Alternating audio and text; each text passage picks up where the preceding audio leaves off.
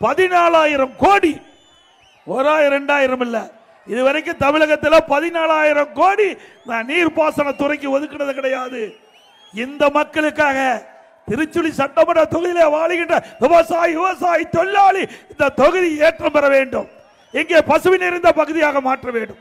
அதற்காக 14,000 கோடி இந்த திட்டத்திற்கு ஒதுக்கப்பட்டு முதற்கட்டமாக 700 கோடி ஒதுக்கப்பட்டு முதற்கட்ட பணி புதுக்கோட்டையிலே திட்டத்தை ஆரம்பித்தேன். இங்கே இருக்கின்ற நிதியமைச்சர், இந்த தொகுதியில் நிதியமைச்சர் தானே தங்க தென்னரசு, அவர் உங்களுக்கு விரோதமாக செயல்பட்டு இருக்கிறார். நிதி ஒதுக்காம 4 ஆண்டு காலம் அந்த திட்டத்தை கிடப்புல போட்டிருக்கிறார். இது மக்கள் விரோத ஆட்சி தானே, விவசாய விரோத ஆட்சி தானே. உங்களுக்கு கிடைக்க வேண்டிய பலனை தடுத்து நிறுத்துறார். இந்த தொகுதியுடைய சட்டமன்ற உறுப்பினர் அதிமுக ஆட்சியில் கொண்டு வரப்பட்ட திட்டம் என்றிருந்தாலும் கூட நிதியமைச்சராகின்ற அவர் இந்த தொகுதி மக்களுடைய நன்மை கருதி, விவசாயியுடைய நன்மை கருதி, விவசாயியுடைய தொழிலாளியுடைய நன்மை கருதி நிதியமைச்சராக இருக்கின்ற இந்த சூழ்நிலையில் அவருடைய சொந்த தொகுதியில் இந்த திட்டத்தை நிறைவேற்ற முடியலனா இவர் எதற்கு எம்எல்ஏ இருந்து என்ன பிரயோஜனம்? இவருக்கு ஓட்டு போட்டு என்ன பிரயோஜனம்? ஒரு சட்டமன்ற உறுப்பினர் எதற்காக தேர்ந்தெடுக்கிறீங்க? இந்த மக்களுக்கு நன்மை செய்ய வேண்டும் என்பதற்காகத்தானே தேர்ந்தெடுக்கிறீங்க, அதுக்காக தான் தேர்ந்தெடுக்கிறீங்க. ஆனா அதிமுக ஆட்சியில் கொண்டு வரப்பட்ட திட்டத்தை முடக்கி வைப்பதற்கு இந்த அமைச்சர், நிதி அமைச்சர் துணை போகிறார். இப்பொழுது கூட சொல்லுகிறேன், இன்னும் காலம் கடக்கவில்லை, இன்னும் 7 மாத காலம் இருக்கிறது இந்த அரசாங்கத்திற்கு.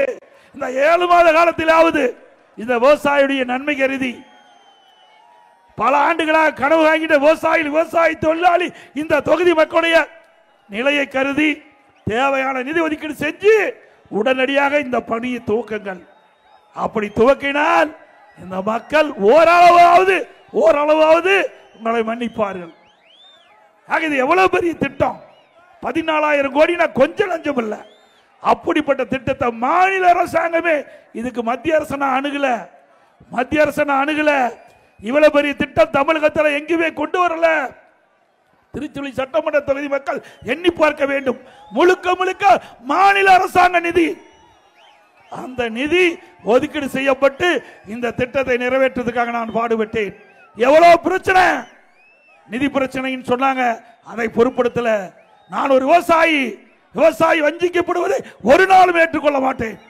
அந்த அடிப்படையில் தான் 14,000 கோடி இந்த திட்டத்திற்கு ஒதுக்கப்பட்டு முதற்கட்டாக பணி துவங்கி நடைபெற்றது. இன்றைய தினம் அந்த திட்டம் முடக்கப்பட்டுகிறது.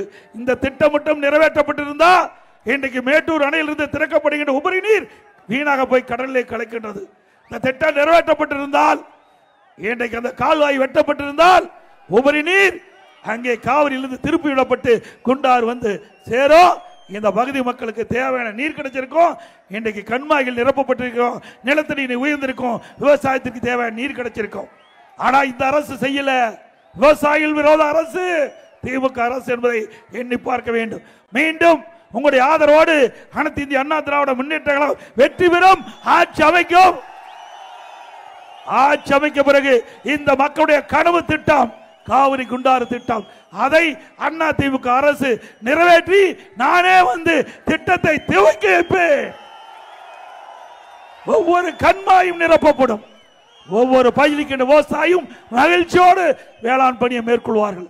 விவசாயி தொழிலாளிக்கு நிறைய வேலை கிடைக்கும். அப்படிப்பட்ட அற்புதமான திட்டத்தை முடக்கிய அரசாங்கத்திற்கு வருகின்ற சட்டமன்ற பொதுத் தேர்தலில் தகுந்த பதிலடி நீங்கள் கொடுக்கப்பட வேண்டும். மக்களுக்காகத்தான் சட்டமன்ற உறுப்பினர். ஒரு அரசாங்கம் மக்களுக்காக இருக்க வேண்டும். ஆனா அரசாங்கத்துக்காக மக்கள் அல்ல. ஆனா திமுக அரசாங்கத்தை பொறுத்த வரைக்கும் வீட்டு மக்களுக்காக அரசாங்கம் இருக்கின்றது. அதிமுகவை பொறுத்த வரைக்கும் நாட்டு மக்களுக்காக அதிமுக அரசு செயல்பட்டது. இதுதான் திமுகவுக்கு அதிமுகவுக்கு உள்ள வேறுபாடு. ஆகவே இன்றைக்கு இந்த தொகுதியுடைய நிதி அமைச்சர் சிந்திச்சு பாருங்க.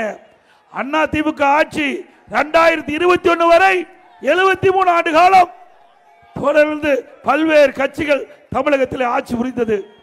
அந்த 73 ஆண்டு காலத்தில் முதல் காங்கிரஸ், திமுக, பிறகு அண்ணா திமுக, பிறகு திமுக, அண்ணா திமுக, திமுக மாறி மாறி 73 ஆண்டு காலம் 2021 தமிழகத்தில் ஆட்சி புரிந்தது. அப்பொழுது மொத்த கடன் தமிழகத்தில் கிட்டத்தட்ட 5,18,000 கோடி கடன். திராவிட முன்னேற்ற கழகம் 4 ஆண்டுகளை ஆட்சி செய்தல 4,38,000 கோடி கடன். 4,38,000 கோடி கடன். 4 ஆண்டுல எவ்வளவு கடனை வாங்கி தமிழ்நாட்டு மக்கள் மீது கடன்காரனாக்குறது தான் இந்த ஆட்சியுடைய சாதனை. 73 ஆண்டு காலம் தமிழ்நாட்டுடைய கடன் அளவு 5,18,000 கோடி. திமுகவில் 4 ஆண்டு ஆட்சியில் 4,38,000 கோடி. இன்னும் எஞ்சி ஒரு ஆண்டு இருக்குது, இன்னும் 1 லட்சம் கோடி கடன் வாங்க போறாங்க. அப்படி 5 ஆண்டு திராவிட முன்னேற்ற கழக ஆட்சியில் 2001 இருந்து 2026 வரைக்கும் 5,38,000 கோடி கடன் வாங்குகின்ற அரசு தேவையா? தேவைங்களா? இந்த கடனை எப்படி கட்டுறது? நீங்க தாங்க கட்ட வேணும். சிந்திச்சு பாருங்க. நீங்க விளையாட்டை நினைக்காதீங்க. ஒருத்தருக்கு ஒரு கடன் வாங்கினா அதை எப்படி திருப்பி செலுத்தி ஆகணும்? வட்டியோட திருப்பி செலுத்தி ஆகணும். அப்போ வரி போடுவாங்க. வரி போட்டா மக்கள் தலைதான் சுமை ஏறும். பல்வேறு வரிகள், 1 2 அல்ல, அதிகமான வரி சுமத்தி மக்களை வாட்டி வதைக்கின்ற அரசு தொடர வேண்டுமா? தொடர வேண்டுங்களா திமுக அரசாங்கம்? அது மட்டுமல்ல, திராவிட முன்னேற்ற கழக ஆட்சியில இன்றைக்கு மின் கட்டணம் உயர்வு 67% மின் கட்டணம் உயர்ந்து போச்சு. ஆண்டுக்கு 5% உயர்வு. வீட்டு வரி உயர்வு 100%, கடவரி 150%, கடைக்கு பீக் அவர் டபுள் சார்ஜ் போடுறா. குடிநீர் வரி உயர்வு, குப்பைக்கு வரி போட்டாங்க. இப்படி பேரூராட்சி, நகராட்சி, மாநகராட்சி எல்லா வகையிலும் வரி மேல் வரி போட்டு மக்களை வாட்டி வதைக்கின்ற அரசு ஸ்டாலின் மாடல் அரசு. ஆகவே நாம் எண்ணி பார்க்க வேண்டும். ஒரு அரசாங்கம் என்றால் மக்களுக்கு நன்மை செய்கின்ற அரசாக இருக்க வேண்டும். ஆனால் பொன்மனச்செம்மல் புரட்சி தலைவர் எம்ஜிஆர் அவர்கள் ஆட்சி புரிந்தார்கள். 10 ஆண்டு காலம் சிறப்பான ஆட்சி நாட்டு மக்களுக்கு தந்தார்கள். இதே புரட்சி தலைவர் அம்மாள் தமிழகத்துடைய முதலமைச்சராக பொறுப்பேற்று சிறப்பான ஆட்சி இருந்தார்கள். அம்மா மறைவுக்கு பிறகு அம்மாவுடைய அரசு மக்களுடைய நன்மதிப்பை பெற்று சிறப்பான ஆட்சியை 4 ஆண்டு 2 மாத காலம் மக்களுக்கு வழங்கியது. அண்ணா திமுக 31 ஆண்டு காலம் தமிழகத்திலே ஆட்சி புரிந்து தமிழகம் ஏற்றம் பெற்றது. தமிழ்நாட்டில் வாழ்கின்ற விவசாய தொழிலாளர்கள் அத்தனை மக்களுக்கும் தேவையான திட்டங்களை கொடுத்து இந்தியாவிலே தமிழகம் முதன்மை மாநிலம் என்ற நிலையை உயர்த்திய அரசு அண்ணா திமுக அரசாங்கம். திமுக அப்படி இருக்குதா? கடன் மேல கடன் வாங்கி நாட்டை சீரழித்துக் கொண்டிருக்கின்றது. இந்தியாவிலேயே கடன் வாங்குவதில் முதல் மாநிலம் தமிழ்நாடு. இந்தியாவிலேயே கடன் வாங்குவதில் முதல் மாநிலம் தமிழ்நாடு. இப்படிப்பட்ட ஆட்சி தொடர வேண்டுமா? சிந்திச்சு பாருங்க. சரி, நீங்க கடன் வாங்கி இருக்கிறீங்க. ஒரு பக்கம் வருமானம் அதிகம். இங்க இருக்கிற நிதியமைச்சருக்கு நல்லா தெரியும். 1,36,000 கோடி வருமானம் உயர்ந்திருக்கிறது. 2021 அப்போ வருமானம் அரசாங்கத்துக்கு கிடைக்கப்பட்ட வருமானம், 2025 அரசாங்கத்துக்கு கிடைக்கப்பட்ட வருமானம் அந்த 21 விட 25ல 1,38,000 கோடி கூடுதலா, 1,36,000 கோடி கூடுதலா வருமானம் வந்திருக்குது. ஒரு பக்கம் வருமானம் அதிகமா வந்திருக்குது, ஒரு பக்கம் கடன் வாங்குறீங்க. எந்த திட்டம் நிறைவேற்றல. ஏற்கனவே போடப்பட்ட திட்டம் முடக்கி இருக்கிறீங்க. இப்படிப்பட்ட அரசாங்கம் தொடர வேண்டுமா? சிந்திச்சு பாருங்க. ஆக இன்றைக்கு இந்த அரசாங்கம் எப்பொழுது வந்ததோ அப்பொழுது ஒரே ஒரு குடும்பம் தான் பிழைக்குது. எந்த குடும்பம் உங்களுக்கு தெரியுமில்ல? திரு கருணாநிதி குடும்பம் தான் வளமா இருக்குது. மற்ற எந்த குடும்பமும் வளமா இருந்தது கிடையாது. அனைத்து இந்திய அண்ணா திராவிட முன்னேற்ற கழகத்தை பொறுத்த வரைக்கும் இன்றைக்கு நாட்டு மக்கள் வளமோடு செழிப்போடு இருந்த காலம் அண்ணா திமுக ஆட்சி. இன்றைக்கு அண்ணா திமுக ஆட்சி மக்களுக்கு ஒரு பொற்கால ஆட்சியாக இருந்தது. திமுக ஆட்சி மக்களுக்கு வேதனை தருகின்ற ஆட்சியாக இருந்து கொண்டிருக்கிறது என்பதை நேரத்தில் எண்ணி பார்க்க வேண்டும். அது மட்டுமல்ல, கொரோனா காலம் ஓராண்டு மக்களுக்கு வேலை கிடையாது. அந்த காலகட்டத்தில் மக்கள் துன்பப்படக்கூடாது என்பதற்காக ரேஷன் கடையில் விலையில்லா அரிசி, விலையில்லா சக்கரை, விலையில்லா எண்ணெய் ஓராண்டு ரேஷன் கடையில் விலை இல்லாமல் கொடுத்த ஒரே அரசாங்கம் அண்ணா திமுக அரசாங்கம். இன்னைக்கு முறையா பொருள் கூட கிடைப்பது கிடையாது. பருப்பு கேட்டா 2 மாசம் கழிச்சு வாங்கிக்கிறீங்க. திமுக அரசாங்கத்தில் அப்படித்தானே இருக்குது. திமுக தேர்தல் அறிக்கையில் 525 அறிவிப்புகள் வெளியிட்டாங்க.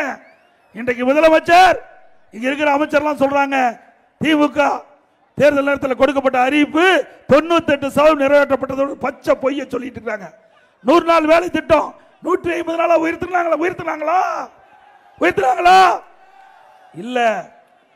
அது மட்டும் இல்ல, 100 நாள் வேலை திட்டத்தில் பணிபுரிந்த அந்த தொழிலாளிக்கு முழுமையா சம்பளம் கூட கொடுக்க முடியல.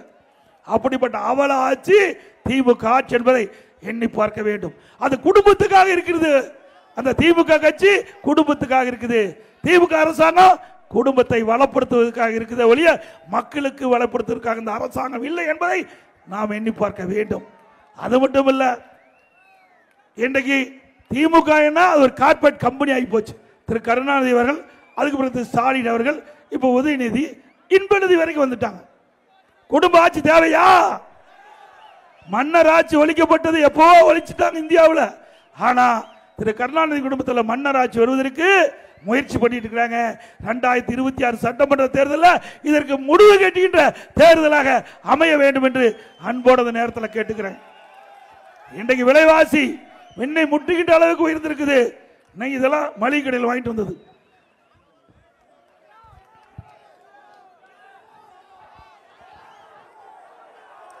இன்றைக்கு அண்ணா திமுக ஆட்சியில் 2021 பச்சரிசி சாப்பாட்டு அரிசி 1 கிலோ 50 ரூபா, திமுக ஆட்சியில் 77 ரூபா, 27 ரூபா அதிகம்.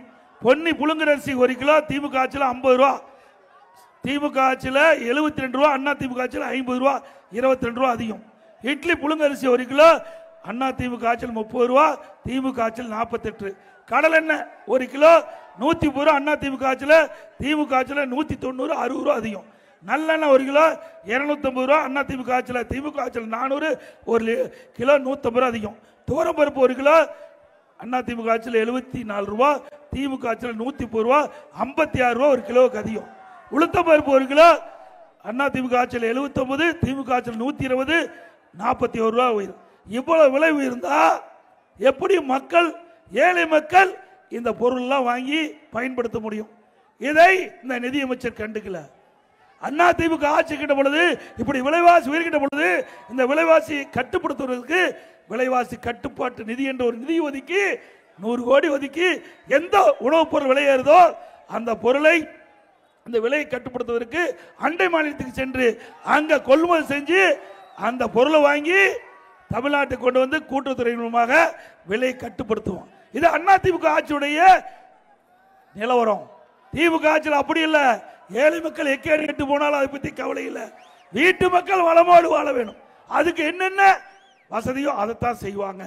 இதுதான் அண்ணா திமுக உள்ள வித்தியாசம். அது மட்டும் இல்ல, கட்டுமான பொருட்கள் நல்லா சிந்திச்சு பாருங்க. ஒரு யூனிட் எம்சாண்ட் அண்ணா திமுக ஆட்சியில் 3000, திமுக ஆட்சியில் 5500. ஒரு யூனிட் ஜல்லி 2000 ரூபாய் அண்ணா திமுக ஆட்சியில், திமுக ஆட்சியில் 4500. ஒரு டன் கம்பி 40000 ரூபாய் அண்ணா திமுக ஆட்சியில், திமுக ஆட்சியில் 70000. ஒரு செங்கல் 6 ரூபாய்க்கு வித்தது, இப்ப 10 ரூபாய் திமுக ஆட்சியில். சிமெண்ட் ஒரு மூட்டை 240 ரூபாய் அண்ணா திமுக ஆட்சியில், திமுக ஆட்சியில் 350 ரூபாய், 110 ரூபாய் வித்தியாசம். மரம் 200% உயர்வு. இனிமேல்லாம் திமுக ஆட்சியில் வீடு கட்ட முடியாது. வீடு கட்டுறதா இருந்தா நாம நல்லா தூங்கும் போது கனவு வாங்கலாம். நல்லா அற்புதமா வீடு கட்டுற மாதிரி கனவு வாங்கலாம். திமுக ஆட்சிக்கு வரைக்கும் இவ்வளவு விலை உயர்னா ஏழை மக்கள் எப்படி வீடு கட்ட முடியும்? நடுத்தர மக்கள் எப்படி வீடு கட்ட முடியும்? இதை நான் சட்டமன்றத்தில் பேசினேன். இதே நிதியமைச்சர் தொழில்துறை அமைச்சராக இருக்கும்போது தெரிவித்தார். இதையெல்லாம் நாங்கள் குறைப்பினார். இதே அறிவிப்பு இந்த விலை கட்டுமான பொருட்கள் விலை உயர்ந்தா அத்தியாவசிய பட்டியலில் சேர்க்கப்படும் என்று திமுக தேர்தல் அறிக்கையில் குறிப்பிட்டிருக்காங்க. குறிப்பிட்டு சொன்னேன். நீங்க தேர்தல் அறிக்கையில் குறிப்பிட்டிருக்கிறீங்க. அந்த தேர்தல் அறிக்கையில் குறிப்பிட்டவாறு அத்தியாவசிய பொருட்கள் விலை ஏறுகின்ற பொழுது, கட்டுமான பொருட்கள் விலை ஏறுகின்ற பொழுது அதை அத்தியாவசிய பட்டியலில் சேர்க்கப்பட்ட விலை குறைக்கப்படும் என்று ஏன் குறைக்கல கேட்டேன். குறைப்பதா சொன்னாங்க. இதுவரைக்கும் குறைக்கல. இப்படி திராவிட முன்னேற்ற கழக ஆட்சியில் கட்டுமான பொருட்கள் விலை உயர்ந்து போச்சு, விலைவாசி உயர்ந்து போச்சு. இதை பற்றியெல்லாம் கவலைப்படாத அரசாங்கம் திமுக அரசாங்கம் என்பதை நேரத்தில் தெரிவித்து, இன்றைக்கு கொரோனா காலத்தில் இன்றைக்கு நம்முடைய பள்ளிகள்லாம் மூடி இருந்தோம், கல்லூரிலாம் மூடப்பட்டிருந்தது. அப்போ ஒரு ஆண்டு காலம் அவளுக்கு கல்வி கொடுக்க முடியாத ஒரு சூழ்நிலை. கல்லூரியில் படிக்கின்ற மாணவர்களுக்கு ஆன்லைனில் வகுப்பு நடத்தணும். ஆன்லைனில் தேர்வு நடத்தி அவர்களெல்லாம் தேர்ச்சி பெற்று பட்டம் பெற்றாங்க. நம்முடைய பள்ளியில் படிக்கிற மாணவருக்கு ஆல் பாஸ் போட்டு கொடுத்தோம். எல்லாத்துக்கும் பாஸ். அதே போல தமிழகத்தில் சட்ட ஒழுங்கு அடியோடு சீர்கட்டு விட்டது. இன்னைக்கு எங்க பார்த்தாலும் போதைப் பொருள், கஞ்சா வைக்காத இடமே இல்லை. கஞ்சா பல ரூபத்தில் வந்துடுது. சாக்லேட்ல வருதுங்கிறாங்க, திராவடியில் வருதுங்கிறாங்க. ஆனால் இந்த அரசாங்கம் கட்டுப்படுத்த தவறிவிட்டது. பல முறை இந்த அரசாங்கத்தில் சட்டமன்ற உறுப்பினர் என்ற முறையில், பிரதான எதிர்க்கட்சி என்ற முறையில், எதிர்க்கட்சி தலைவர் என்ற முறையில் சட்டமன்றத்தில் முதலமைச்சருடைய கவனத்தை கொண்டு வந்தேன். ஆனால் அது சரியான நடவடிக்கை எடுக்காத காரணத்தினால மாணவர்கள், அதே போல இளைஞர்கள், பொதுமக்கள்லாம் இந்த போதைக்கு அடிமையாகி சீரழிந்து போயிட்டாங்க. இன்றைய முதலமைச்சர் பேசுகிறார். காரணம்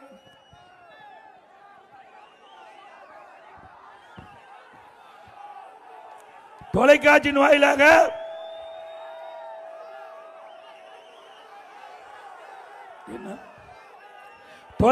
வாயிலாக அவர் கோரிக்கை வைக்கிறார். இளைஞர்களே போதையின் பாதையில் செல்லாதீர்கள். எப்போ அவர் போதைக்கு அடிமையாகி அவர் சீரழிந்த பிறகு முதலமைச்சருக்கு நானும் உதவி வந்திருக்குது. இதே பிரதான எதிர்க்கட்சி சொல்லுகின்ற பொழுது நீங்கள் நடவடிக்கை எடுக்கப்பட்டிருந்தா அந்த இளைஞர்களை காப்பாற்றிருக்கலாம், மாணவரை காப்பாற்றிருக்கலாம். ஆனா அதுக்கு உண்டான நடவடிக்கை எடுக்காத காரணத்தினால இன்றைய தினம் மாணவர்கள், இளைஞர்கள், பொதுமக்கள் போதைக்கு அடிமையாகி சீரழிந்திருக்கிறாங்க. இன்றைக்கு தமிழ்நாட்டு மக்களுக்கு இந்த ஆட்சியில் பாதுகாப்பு இல்லை, சிறுமிக்கு பாதுகாப்பு இல்லை, முதியோருக்கு பாதுகாப்பு இல்லை, ஒட்டுமொத்தமா தமிழ்நாட்டு மக்களுக்கே பாதுகாப்பு. எங்க பார்த்தாலும் கொலை, கொள்ளை, திருட்டு, வழிப்பறிவு நடக்காத நாளே இல்லை. இதுதான் ஊடகத்திலையும் பத்திரிகையிலையும் வர செய்தி என்பதை இந்த நேரத்தில் தெரிவித்து, இப்போ உங்களுடன் ஸ்டாலின் வீடு வீடா கொண்டாந்து இதை கொடுத்து இதில் 46 பிரச்சனை மக்களுக்கு இருப்பதாக சொல்லியிருக்கிறாரு. இப்பதான் கண்டுபிடிச்சிருக்காரு. 4 வருஷமா கண்டுபிடிச்சது மக்களுக்கு 46 பிரச்சனை இருக்குன்னு கண்டுபிடிச்சு இந்த பிரச்சனையெல்லாம் தீர்ப்பதற்கு வீடு வீட அதிகாரி வராங்க. அந்த மனு கொடுங்க, அந்த மனுவில் அரசாங்க நடவடிக்கை எடுத்து உங்களை குறை தீர்க்கணும். இன்னைக்கு தொலைக்காட்சியில் பார்த்தா திருப்புவனம், சிவகங்கை மாவட்டம் திருப்புவனம் என்ற இடத்துல இங்க உங்களுடன் ஸ்டாலின் வாங்கப்பட்ட மனு ஆத்துல கிடக்குது. உங்களுடன் ஸ்டாலின் அந்த பொதுமக்களுக்கு கொடுக்கப்பட்ட மனு ஆத்துல கடந்து எடுக்கிறாங்க. இன்னொன்னு வலைதளத்தில் வந்தது, வரும்போது காட்டலாங்க எங்க ஆளுங்க. அதாவது வடை சுட்ட கடையில் அதை கட்டுவதற்கு அந்த உங்களுடைய ஸ்டாலினுடைய மனு, மக்களுடைய மனு வடை கட்டுறதுக்கு போயிட்டு ஏங்க எப்படி மோசம். ஏற்கனவே எங்களுடைய மாவட்டம் பெத்தநாயக்கம்பாளையத்தில் மாநில இளைஞரணி மாநாடு, எங்க சேலம் மாவட்டத்தில் திமுகவுடைய மாநில இளைஞர் மாநாடு. அப்போ நீட் தேர்வுக்கெல்லாம் 1 கோடி பேருக்கு கையெழுத்து வாங்கன்னு சொல்லி, நீட் தேர்வு ரத்து செய்வதற்கு 1 கோடி பேருக்கு தமிழ்நாட்டில் கையெழுத்து வாங்கன்னு சொல்லி அந்த மாநாட்டில் கொண்டாந்து வச்சிருந்தாங்க. அந்த மாநாட்டில் கொண்டாந்து வைக்கும்போது காத்தடிச்சு அதெல்லாம் பறந்து போய் மிதிப்பட்டது. அப்போ அது மாதிரி தான் இதுவும். சிந்திச்சு பாருங்க. அனைத்து இந்திய அண்ணா திராவிட முன்னேற்ற கழக அரசை பொறுத்த வரைக்கும் ஒரு சிறப்பான ஆட்சி நாட்டு மக்களுக்கு கொடுத்தோம். எந்த திட்டம் கொண்டாந்தாலும் அது மக்களுக்கு நன்மை வைக்கிற திட்டமா இருக்கும். ஆனா திமுக ஆட்சியில் விளம்பரத்துக்காக இந்த திட்டத்தை கொண்டு வந்திருக்கிறாங்க. அடுத்த ஆண்டு நடைபெறுகின்ற சட்டமன்ற பொதுத் தேர்தல், அதனால இந்த திட்டத்தை கொண்டு வந்து மக்களை ஏமாற்றி மக்களுடைய வாக்குகளை பெறுவதற்காக திரு ஸ்டாலின் மாடல் அரசு தந்திரமா இந்த செயலில் ஈடுபட்டிருக்காங்க. இந்த நாடகத்தை அரங்கேற்க என்பதை எண்ணி பார்க்க வேண்டும். அது மட்டும் இல்ல, அண்ணா திமுக ஆட்சியில் நம்முடைய ஏழை எளிய மாணவர்கள் அரசு பள்ளியில் படிக்கிறாங்க. 41% அரசு பள்ளியில் படிக்கிறாங்க. சில கிட்டத்தட்ட 3,80,000 பேர் அரசு பள்ளியில் படிக்கிறார்கள். அவருடைய கனவு மருத்துவராக வேண்டும். அதற்காக அண்ணா திமுக அரசு இருக்கின்ற பொழுது 7.5% உள்ளிடஒதுக்கீடை கொண்டு வந்து அது சட்டம் இயற்றப்பட்டு அதன் மூலமா இன்றைக்கு 2818 அரசு பள்ளியில் படித்த ஏழை மாணவர்கள் மருத்துவ கல்வி படிச்சிட்டு இருக்காங்க. இது அண்ணா திமுக சாதனை. இப்படி ஒரு சாதனையாவது திமுக ஆட்சியில் பார்க்க முடியுமா? சொல்லுங்க, பார்க்க முடியுமா? என்ன ஒரு குடும்பம் பிழைக்க இவ்வளவு பேர் நம்ம அடிமையா இருக்க வேணுமா? சிந்திச்சு பாருங்க. திமுக ஆட்சியில திரு கருணாநிதி குடும்பத்தை தவிர்த்து வேற எவரும் கட்சியிலேயே வர முடியாது, உயர்ந்த பதவிக்கு ஆட்சியிலே வர முடியாது. திரு கருணாநிதி, அதுக்கு பிறகு திரு ஸ்டாலின் திமுகவுடைய கட்சிக்கு தலைவர், திரு உதயநிதி ஸ்டாலின் திமுக இளைஞர் செயலாளர், திருமதி கனிமொழி மகளிர் செயலாளர். முடிஞ்சு போச்சு. வேற என்ன பதவி இருக்குது? 3 தான் முக்கிய பதவி. ஒன்னு கட்சி தலைவர், ஒரு இளைஞர் செயலாளர், ஒரு மகளிர் செயலாளர். 3 திரு கருணாநிதி குடும்பத்துக்கே போயிட்டு அப்புறம் எங்க மத்தியெல்லாம் பதவி கிடைக்க போகுது? அதே மாதிரி ஆட்சிக்கு வந்தாலும் திரு கருணாநிதி குடும்பத்தை சேர்ந்தவங்க தான் முதலமைச்சர் ஆக முடியும் இருக்குது. மத்தியில் ஆட்சி அதிகாரத்துக்கு வந்தாலும் திரு கருணாநிதி குடும்பத்தை சேர்ந்தா வர முடியும். அண்ணா திமுக அப்படி இல்லை. உங்களை போல் இங்க இருந்து படிப்படியா உயர்ந்து உங்கள் முன் பேசுகின்ற வாய்ப்பு அண்ணா திமுக கிடைச்சிருக்கு. திமுக கிடைக்குமா? கிடைக்குங்களா? நான் ஒரு கிளை செயலாளராக இருந்தேன். நான் சிலுவம்பாளையத்தில் கிளை செயலாளராக இருந்தேன். இன்னைக்கு படிப்படியா உயர்ந்து அண்ணா திமுக விசுவாசமா இருந்து மக்களுக்கு சேவை செஞ்சு பல்வேறு பதவிகளை அண்ணா திமுக அடைந்து இன்றைக்கு அண்ணா திமுக பொதுச் செயலாளர் என்ற பொறுப்பை உங்கள் மூலம் கிடைச்சிருக்குது. இன்றைக்கு சாதாரண கிளை செயலாளர் கூட அண்ணா திமுக எம்எல்ஏ ஆக முடியும், எம்பி ஆக முடியும், அமைச்சர் ஆக முடியும், முதலமைச்சர் கூட அண்ணா திமுக ஆக முடியும். ஆனா திமுக ஆகவே முடியாது. திமுக திரு கருணாநிதி குடும்பம் மாதிரி அந்த திமுக இருக்கிற அமைச்சர்கள், அந்த அமைச்சருடைய பையன் தான் எம்எல்ஏ ஆக முடியும், அந்த அமைச்சருடைய பையங்க தான் அமைச்சராக முடியும். இப்படிப்பட்ட வாரிசு அரசியல் தேவையா? சொல்லுங்க, வாரிசு தேவையா? 2026 சட்டமன்ற பொது தேர்தலில் வாரிசு அரசியலுக்கு முற்றுப்புள்ளி வைக்கின்ற தேர்தலாக இருக்க வேண்டும். குடும்ப ஆட்சிக்கு முடிவு கட்டுகின்ற தேர்தலாக இருக்க வேண்டும் என்று அன்போடு இந்த நேரத்தில் கேட்டு, இன்றைக்கு இந்த பகுதி விவசாய தொழிலாளி ஏழை மக்கள் நிறைந்த பகுதி. அவர்களுக்கு அண்ணா திமுக ஆட்சி மனதுடன் குடிசையிலே வாழ்கின்ற மக்களுக்கு அற்புதமான பல லட்சம் ரூபாயில காங்கிரீட் வீடு கட்டி கொடுக்கப்படும். ஏழைகளுக்கு, தாழ்த்தப்பட்ட மக்களுக்கு அற்புதமான வீடுகள் கட்டி கொடுக்கப்படும். வீட்டு மனையே இல்லைன்னா அண்ணா திமுக ஆட்சியில் வீட்டு மனை இடம் வாங்கி வீடு கட்டி கொடுக்கப்படும். இது அண்ணா திமுக பிரதான அறிவிப்பா இருக்கும். அதுபோல நம்முடைய தாய்மார்களுக்கு தீபாவளி என்று நம்முடைய தாய்மார்களுக்கும் சகோதரிகளுக்கும் அற்புதமான சேவை கொடுக்கப்படும். அதே போல இந்த தொகுதியில் கோரிக்கை கொடுத்திருக்காங்க, மக்கள் கொடுத்தாங்க எங்கிட்ட. இந்த பகுதியில் நரிக்குளம் ஒன்றியத்தில் ஏக்குளம் ஊராட்சிக்கு உட்பட்ட உண்டு உரிமைக்குளம் கிராமத்தில் ராம்கி மருத்துவ கல்வி ஆலை ஒன்று இருக்குது. இதில் இருந்து வெளியேறுகின்ற நீர் அங்கு இருக்கின்ற நிலத்தடி நீரில் கலந்து குடிநீர் பாதிக்கப்படுவதா சொல்லியிருக்கிறாங்க. இந்த ராம்கி மருத்துவ கல்வி ஆலை இந்த வெளியேறுகின்ற நீரை சுத்தப்படுத்த வேணும், இல்லைன்னா அண்ணா திமுக ஆட்சி வந்தால் நடவடிக்கை எடுக்கப்படும் என்பதை நேரத்தில் தெரிவித்து, அண்ணா திமுக ஆட்சியில் திருச்சுழி சட்டமன்ற தொகுதியில் அற்புதமான திட்டம் நிறைய நிறைவேற்றிக்கிறோம். தாமிரபரணி கூட்டுக்குடி திட்டம் அண்ணா திமுக ஆட்சியில் கொண்டு வருவது பற்றி எல்லா கிராமத்திற்கு தண்ணீர் கொடுத்த அரசு அண்ணா திமுக அரசாங்கம். அதே போல காரியப்பட்டி ஒன்றியத்தில் உள்ள கரியநேந்தல் கிராமத்தின் அருகே குண்டாராட்டின் குறுக்கே 10 கோடியில் மிகப்பெரிய தடுப்பணை கட்டிக்கிறோம். குடிமராமத்து திட்டம் அண்ணா திமுக ஆட்சியில் தான் கொண்டு வந்தோம். இந்த பகுதி விவசாயிகள் நிறைந்த பகுதி, விவசாயிகளுக்கு நீர் முக்கியம், அதை சேமிக்க வேண்டும் என்பதற்காக பல ஆண்டுகளாக கண்மாய்கள்லாம் தூர்வாராமல் இருந்தது. தூர்வாரி அந்த ஏரிகளை ஆழப்படுத்தி பருவக்கால நீர் முழுவதையும் சேமித்து வச்சோம். அதில் அள்ளப்படுகின்ற வண்டமன் விவசாயிகள் இலவசமாக தங்களுடைய நிலத்திற்கு இயற்கை உரமாக பயன்படுத்தினாங்க. இப்படி பல திட்டத்தை கொண்டு வந்த அரசாங்கம் அண்ணா திமுக அரசாங்கம் என்பதை தெரிவித்து பல்வேறு கோரிக்கை கொடுத்திருக்கிறீங்க. அண்ணா திமுக ஆட்சி மனதுடன் அந்த கோரிக்கையிலும் நிறைவேற்றப்படும் என்பதை நேரத்தில் தெரிவித்து, அதோட அடுத்த ஆண்டு நடைபெற்ற சட்டமன்ற பொதுத் தேர்தலில் நம்ம கூட்டணி கட்சியின் சார்பாக நம்முடைய வேட்பாளர் கூட்டணி வேட்பாளர் இருந்தால் அவருக்கு அண்ணா திமுக வேட்பாளருக்கு இரட்டை லட்சத்திலே வாக்களித்து வெற்றி பெற செய்யுங்கள். அதே போல ஸ்டாலின் மாடல் அரசு ஃபெயிலியர் மாடல் அரசு. மக்களை காப்போம், தமிழகத்தை மீட்போம். மக்களை தமிழகத்தை